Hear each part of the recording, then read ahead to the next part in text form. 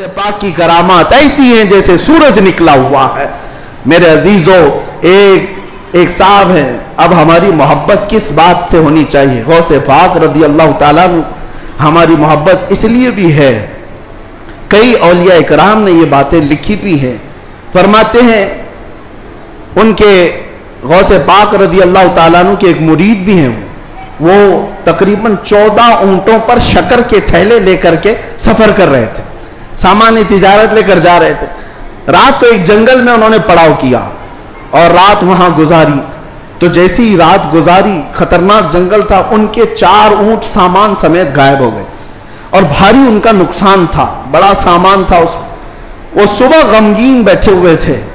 उन्होंने कहा कि ऐसे वक्त में अब काफिला भी चल पड़ा, मैं अपने ऊंटों को ढूंढूं तो इस खौफनाक जंगल में कहां ढूंढूंगा?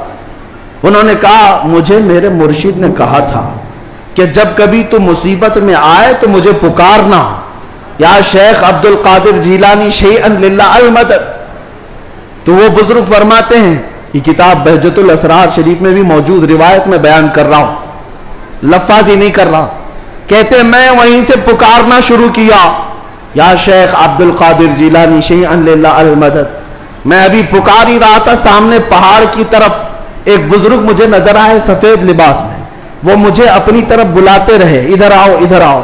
मैं दौड़ता हुआ उनके पास गया।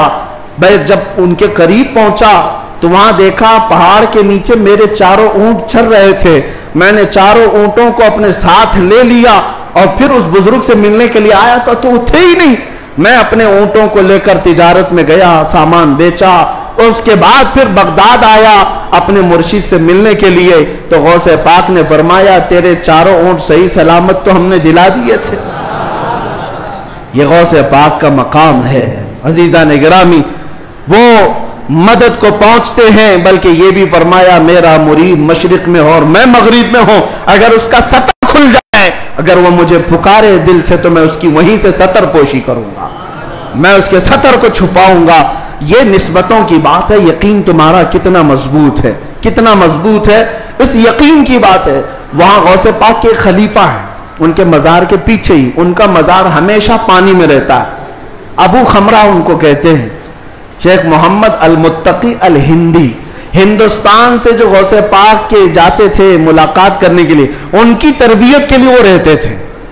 उनकी एक रिवायत है, हिंद से कुछ लोग गए थे गौसे पाक से मिलने, मिल करके वो वापस आ रहे थे कश्ती में आ रहे थे, तो समंदर में कश्ती बीच समंदर में पहुंची तो कश्ती फट गई, पानी अंदर आने लगा, डूबने के करीब आ गई। ये चीखने लगे, पुकारने लगे, और उसी वक्त वो तारे मुरीद कहते हिंद से जो गए हुए थे, कहते हैं अचानक हमारी कश्ती में एक काले रंग की चादर ओढ़े हुए बुजुर्ग आए। उनके हाथ में एक बड़ी सी सुई थी, धागा था। वो जल्दी जल्दी हमारी कश्ती को जहां जहां से फटी थी सीलने लगे और सिल करके पानी पूरा बाहर किया। हम तो डरे हुए थे, डूबने के इंतजार में बैठे हुए थे। कश्ती फिर अपने मकाम पर सही सलामत चलने लगी। हम अल्लाह का शुक्र अदा करते हैं। अचानक वो बुजुर्ग जो आए थे, हमने पूछा कि आप हमारे साथ सफर में हैं या कौन है? उन्होंने चादर हटाई तो सैयदना शेख अब्दुल कादिर जीलानी थे। फरमाया, तुम मेरे मुरीद हो, मुझे पुकारा, अल्लाह ताला ने मुझे भेजा, मैं तुम्हारी मदद के लिए आया। अजीजा निगरानी, 1 2 नहीं, बहुत सारी करामात किताबों में